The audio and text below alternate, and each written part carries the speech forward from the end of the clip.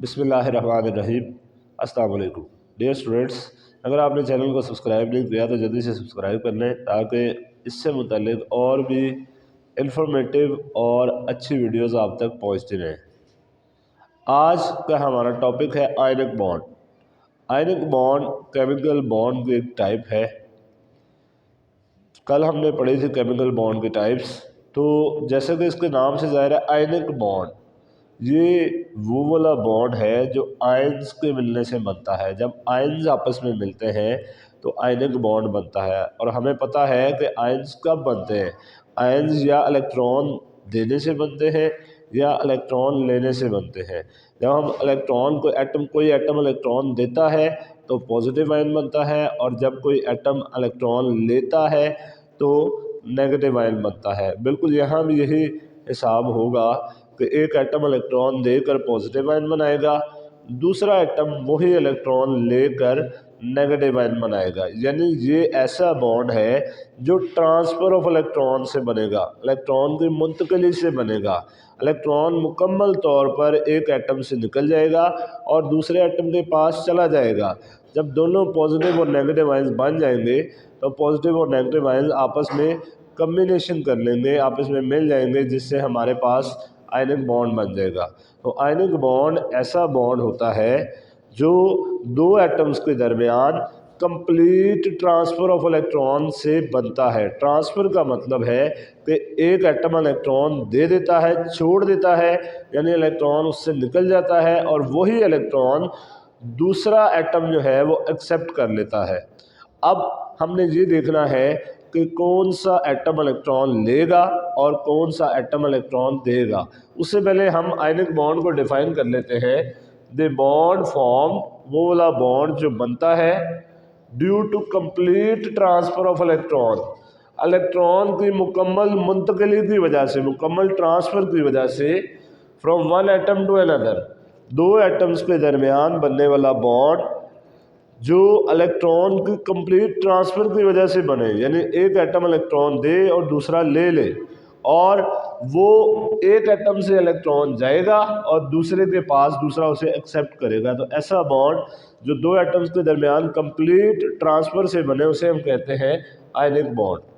अब हमने ये देखना है कि पीरियोडिक टेबल के कौन कौन से ग्रुप्स और कौन कौन से एलिमेंट्स जो है वो आयनिक बॉन्ड में इन्वॉल्व होते हैं, आयनिक बॉन्ड में हिस्सा लेते हैं।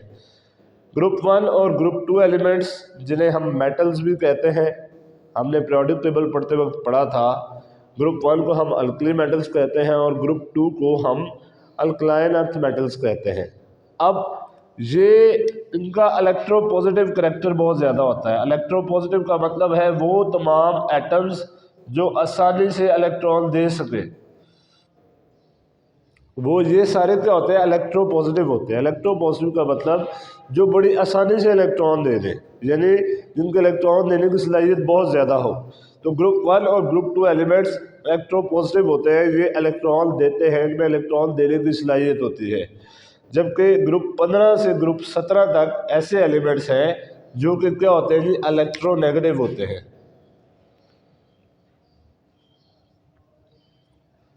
इलेक्ट्रोनेगेटिव का मतलब है कि ऐसे एलिमेंट्स जिनमें इलेक्ट्रॉन लेने की सलाहियत हो, इलेक्ट्रॉन हासिल करने की सलाहियत हो। तो ये वाले जो एलिमेंट्स हैं ये इलेक्ट्रॉन देंगे, और ये वाले जो एलिमेंट्स हैं ये इलेक्ट्रॉन लेंगे।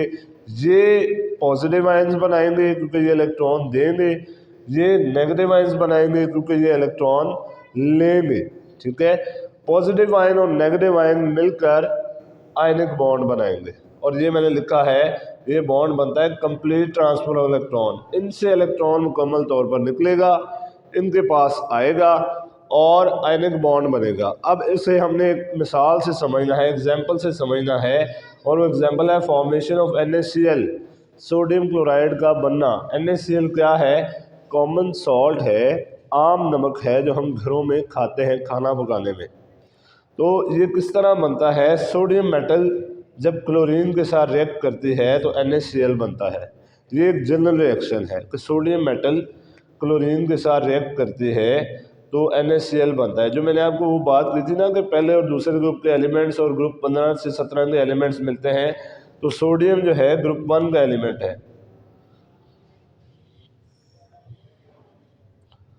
और ये जो क्लोरीन जो है ये ग्रुप 17 का एलिमेंट है। अब ये इलेक्ट्रॉन देगा, ये क्योंकि इलेक्ट्रोपॉजिटिव है और ये पॉजिटिव आयन बनाएगा। क्लोरीन इलेक्ट्रॉन लेगा क्योंकि ये इलेक्ट्रोनेगेटिव है और ये नेगेटिव आयन बनाएगा। आगे जाके हमने डिटेल से पढ़ना है। तो ये दोनों पॉजिटिव और नेगेटिव मिलकर सोडियम क्लोराइड बनाएंगे। ये एक आयनिक कंपाउंड है। अब हम इनकी डिटेल पढ़ लेते हैं। इनकी इलेक्ट्रॉनिक कन्फिग्रेशन लिखकर, electronic configuration of sodium 11 and chlorine 17 are. अब ये 11 क्या है? आपको चैप्टर नंबर 1 में बताया था कि जब किसी भी एलिमेंट की अलामत के बाएं साइड पे नीचे, ये उल्टे हाथ पे नीचे जो वैल्यू लिखी होती है ना, वो एटॉमिक नंबर होती है। और एटॉमिक नंबर हमें पता है नंबर ऑफ प्रोटॉन्स होते हैं। और नंबर ऑफ प्रोटॉन्स में पॉजिटिव चार्ज होता है। और मैंने आपको पहले भी बताया एटम ओवरऑल न्यूट्रल होता है, तो जितना पॉजिटिव चार्ज उतना ही नेगेटिव चार्ज होता है। यानी असल में number of protons number of electrons के बराबर होते हैं। किसी एटम में जितने प्रोटॉन्स होते हैं उतने ही इलेक्ट्रॉन्स भी होते हैं। तो असल में एटॉमिक नंबर हमें नंबर ऑफ इलेक्ट्रॉन्स बताता है। यही वजह थी कि जो पीरियोडिक टेबल एटॉमिक नंबर पे बनाया गया था, जो मोज़ले ने बनाया था, वो बहुत जामे था, वो बहुत बड़ा था, इसीलिए उसकी लॉन्ग फॉर्म भी बन गई। और आज तक वही पीरियोडिक टेबल चल रहा है, जो पीरियोडिक टेबल के जो है जो एटॉमिक नंबर पे बनाया गया है, जिसे मॉडर्न पीरियोडिक टेबल कहते हैं। वजह यही है कि एटॉमिक नंबर असल में हमें नंबर ऑफ इलेक्ट्रॉन्स बताता है। क्योंकि ये हमें नंबर ऑफ इलेक्ट्रॉन्स पता चले ना कि 11 इलेक्ट्रॉन है इसमें, फिर हमें पता है इलेक्ट्रॉनिक कन्फिग्रेशन क्या होता है कि इलेक्ट्रॉन्स को एनर्जी के लिहाज से मुख्तलिफ शेल्स और सब शेल्स में तकसीम करना। अब ये 11 है, हमें पता है ये पहला शेल है 1s2, इसमें सिर्फ 2 इलेक्ट्रॉन आ सकते हैं। बोहर के 2n² फॉर्मूले के ज़रिए से हमने चैप्टर नंबर 2 में पढ़ा था। बोहर ने ये कहा था कि अगर आप 2n² फॉर्मूला लगाए, n के नंबर 1 2 3 रखते जाए तो आपको नंबर ऑफ इलेक्ट्रॉन्स दे दे। बहरहाल सोडियम 11 है तो पहले शेल में 2 इलेक्ट्रॉन आएंगे मैक्सिमम। दूसरा शेल ये है 2s2 2p6। ये भी बोहर ने बताया कि दूसरे शेल में मैक्सिमम 8 इलेक्ट्रॉन आएंगे, 2 और 6 8। अब हमारे पास 2 और 2 4 और 6 10 इलेक्ट्रॉन हो गए। यहाँ पर 11 है तो 11वां जो अगला शेल आएगा 3s, उसमें 1 आएगा। उसमें 1 क्यों लिखा? क्योंकि पीछे हमारे पास इलेक्ट्रॉन ही 1 बच गया, इसलिए यहाँ पर लिखा 3s1। इसे बॉक्स में रखने का मतलब है कि ये सबसे बाहर वाला शेल है, वैलेंस इलेक्ट्रॉन है, इसने बॉन्डिंग में हिस्सा लेना है। यानी दूसरे लफ्ज़ों में आप ये कह सकते हैं इस सारे में इसका कमाल है, इसने हिस्सा लेना है, बाकी किसी ने हिस्सा नहीं लेना। इसलिए इसको बॉक्स में रख दिया गया ताकि कोई वाज़े हो कि इसमें कुछ ख़ास है। ख़ास क्या है कि इसने बॉन्डिंग में हिस्सा लेना है, इसने आयनिक बॉन्ड में हिस्सा लेना है। या ये देखिएगा Na डॉट लिखा हुआ है, डॉट यहाँ पर इलेक्ट्रॉन को जाहिर कर रहा है। एक डॉट का मतलब है कि इसके वैलेंस शेल में 1 इलेक्ट्रॉन है सिर्फ, और इसी वजह से सोडियम को ग्रुप 1 में रखा गया। अब हमें पीरियोडिक टेबल की अहमियत का अंदाज़ा हो रहा है कि पीरियोडिक टेबल से हम केमिकल बॉन्डिंग को समझ सकते हैं। क्यों? क्योंकि 1 इलेक्ट्रॉन का मतलब है कि उसका ग्रुप नंबर 1 है। ये दूसरे लफ्ज़ों में आप ये कह सकते हैं किसी भी एलिमेंट या किसी भी एटम का जो ग्रुप नंबर है वो हमें उसमें मौजूद वैलेंस शेल में इलेक्ट्रॉन्स की तादाद बताता है। और जब वैलेंस शेल में इलेक्ट्रॉन्स की तादाद का हमें पता चल गया तो हम उसकी बॉन्डिंग को समझ सकते हैं कि वो कैसे बॉन्ड बनाएगा और कितने बॉन्ड बनाएगा। बहरहाल इसी तरह क्लोरीन ग्रुप 17 का, ठीक है, तो 17 इसमें इसका एटॉमिक नंबर 17 है। अभी मैंने आपको बताया एटॉमिक नंबर का मतलब है नंबर ऑफ प्रोटॉन्स। एटम चूँकि न्यूट्रल होता है तो number of protons number of electrons के बराबर होते हैं। दूसरे लफ्ज़ों में एटॉमिक नंबर हमें नंबर ऑफ इलेक्ट्रॉन्स ही बताता है। यानी यहाँ पर इसके पास 17 इलेक्ट्रॉन्स हैं। अब इसकी इलेक्ट्रॉनिक कन्फिग्रेशन लिखनी है। इलेक्ट्रॉनिक कन्फिग्रेशन का मतलब है कि मुख्तलिफ शेल्स और सब शेल्स में एनर्जी के लिहाज से इलेक्ट्रॉन्स को रखना, इलेक्ट्रॉन्स को तकसीम करना। 1s2 2s2 2p6 इसी की तरह आएगा। पहले शेल में 2 इलेक्ट्रॉन, दूसरे में 8 इलेक्ट्रॉन, 10 हो गए जी। इसके बाद 3s2 पहले सब शेल में 2 इलेक्ट्रॉन, ये जो इसका सब शेल है ना s, तीसरे शेल के पहले सब शेल में 2 इलेक्ट्रॉन, अब हो गए 12, पीछे रह गए 5, क्योंकि 17 करने हैं तो 3p5 आ गया। अब ज़रा देखिएगा, अब इन दोनों पे जो है वो बॉक्स लगाया, क्यों? क्योंकि अब ये सारा सब शेल है, पहले सिर्फ ये था, इससे आगे इलेक्ट्रॉन ही नहीं थे, उसका एटॉमिक नंबर पूरा हो गया था। अब ये 3s2 और 3p5 जो है ना, ये सारा जो है वैलेंस शेल है। ये जो 2 सब शेल्स है ना, ये वैलेंस शेल है। वैलेंस शेल का मतलब है सबसे बाहर वाला शेल। इसे बॉक्स में रखने का मतलब है कि इस शेल ने बॉन्डिंग में हिस्सा लेना है, आयनिक बॉन्ड बनाने में अपना किरदार अदा करना है।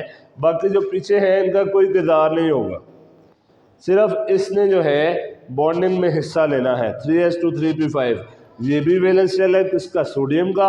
और ये वैलेंस शेल है क्लोरीन का, किसका? जिसके वैलेंस शेल में 7 इलेक्ट्रॉन है। अब 7 इलेक्ट्रॉन्स को ये देखिएगा क्रॉस से शो किया गया है, 1 2 3 4 5 6 और 7, इसके वैलेंस शेल इलेक्ट्रॉन है। एक फॉर्मूला है डॉट क्रॉस फॉर्मूला, ये बॉन्डिंग करने के लिए इसके ऊपर इलेक्ट्रॉन्स को शो किया जाता है। डॉट और क्रॉस इसलिए लगाए गए हैं कि ताकि फ़र्क वाज़ेह हो कि क्रॉस वाले क्लोरीन के इलेक्ट्रॉन्स हैं और डॉट वाले सोडियम के इलेक्ट्रॉन्स हैं। तो ये है डॉट क्रॉस फार्मूला। तो अब देखते हैं जी, सोडियम क्या करेगा और क्लोरीन क्या करेगा आयनिक बॉन्ड बनाने के लिए। अब जैसे मैंने आपको यहाँ पे बताया था कि ग्रुप 1 और ग्रुप 2 एलिमेंट्स जो हैं वो इलेक्ट्रोपॉजिटिव होते हैं। इनमें वैलेंस शेल इलेक्ट्रॉन्स जो हैं वो दूर दूर होते हैं न्यूक्लियस से, जिसकी वजह से न्यूक्लियस की अट्रैक्शन कम होती है। दूसरे लफ्ज़ों में इलेक्ट्रोपॉजिटिव का मतलब है इलेक्ट्रॉन्स बहुत आसानी से दे देते हैं। और हमें पता है जो भी इलेक्ट्रॉन देता है, इलेक्ट्रॉन खारिज करता है, उसके ऊपर पॉजिटिव चार्ज आ जाता है। क्यों? क्योंकि जब नेगेटिव चार्ज दूर जाएगा तो ज़ाहिर बात है पॉजिटिव चार्ज सामने आएगा। ये सोडियम एटम है, ये इलेक्ट्रोपॉजिटिव है। फिर मैं बता देता हूँ, इलेक्ट्रोपॉजिटिव का मतलब है कि इनके इलेक्ट्रॉन देने की सलाहियत बहुत ज़्यादा है, यानी बड़ी आसानी से इलेक्ट्रॉन दे देते हैं। जब ये इलेक्ट्रॉन देगा तो सोडियम आयन बनाएगा, ये पॉजिटिव आयन है, एक इलेक्ट्रॉन निकलेगा और हमें पता है अब ये वाला इलेक्ट्रॉन निकल जाएगा, ये वाला पीछे कौन सी इलेक्ट्रॉनिक Na+ में ये वाला इलेक्ट्रॉन निकल जाएगा, ये सारी इलेक्ट्रॉनिक कन्फिग्रेशन बच जाएगी। 1s2 2s2 2p6, ये 1s2 2s2 2p6, और ये हमारे पास क्या है जी 2 4 और 6। और जब हम नोबल गैसेस की इलेक्ट्रॉनिक कन्फिग्रेशन लिखते हैं, नोबल गैसेस वो क्या है जी, हमारे पास नोबल गैसेस के नाम लिखते हैं हीलियम, नियॉन, आर्गॉन, क्रिप्टॉन, सीनॉन और रेडॉन। इससे पहले टॉपिक में आपको बताया था कि तमाम एटम्स इन जैसा होना चाहते हैं क्योंकि वो स्टेबल होना चाहते हैं। तो यहाँ पर देखिएगा 2 4 और 6 10 हो गए, 10 हो गए तो नियॉन का एटॉमिक नंबर 10 होता है, तो ये नोबल गैस नियॉन जैसा हो गया। ठीक है, यही एटम्स चाहते हैं जो वो स्टेबल होना चाहते हैं। स्टेबल कैसे होते हैं? अपने वैलेंस शेल में 8 इलेक्ट्रॉन्स पूरा करके, ये वैलेंस शेल है, और जब वैलेंस शेल में 8 इलेक्ट्रॉन्स पूरा करते हैं तो वो नोबल गैसेस जैसे हो जाते हैं। तो ये एक पार्ट हमारा हो गया पॉजिटिव वाला कि इलेक्ट्रॉन निकल गया। अभी कंप्लीट ट्रांसफ़र नहीं हुई है, अभी सिर्फ एक हिस्सा मुकम्मल हुआ है कि इलेक्ट्रॉन एक एटम ने दिया है।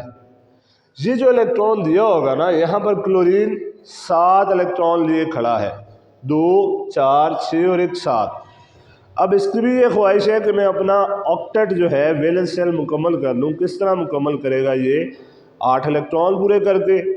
तो इसके लिए 7 इलेक्ट्रॉन देना बहुत मुश्किल है, इसलिए ये क्या करेगा, ये 1 इलेक्ट्रॉन लेकर अपना ऑक्टेट मुकम्मल कर लेगा। तो यहाँ पर 1 इलेक्ट्रॉन ऐड हो रहा है। क्यों ऐड हो रहा है? क्योंकि ये इलेक्ट्रोनेगेटिव होते हैं। इलेक्ट्रोनेगेटिव का मतलब है इनमें इलेक्ट्रॉन लेने की सलाहियत बहुत ज़्यादा है, यानी बहुत जल्दी इलेक्ट्रॉन को एक्सेप्ट करते हैं।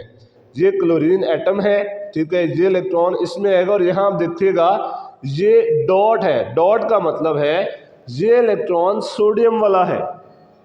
सोडियम का जो बाहर वाला वैलेंस शेल इलेक्ट्रॉन था, ये वो वाला डॉट है। अब जब ये इलेक्ट्रॉन आ गया तो देखिएगा इसके वैलेंस शेल में 8 इलेक्ट्रॉन पूरे हो गए, 1 2 3 4 5 6 7 8, ठीक है। और यानी कि वो 17 था क्लोरीन, तो एक इलेक्ट्रॉन और आ गया तो ये 18 हो गया। ठीक है जी। तो यहाँ क्लोरीन आयन हो गया, ये क्लोरीन एटम था, ये क्लोरीन आयन हो गया। नेगेटिव चार्ज क्यों आया? क्योंकि इसने एक इलेक्ट्रॉन गेन किया, एक इलेक्ट्रॉन एक्सेप्ट किया, इसलिए नेगेटिव चार्ज आ गया। तो अब 18 हमने इलेक्ट्रॉनिक कन्फिग्रेशन इसकी पूरी करनी है।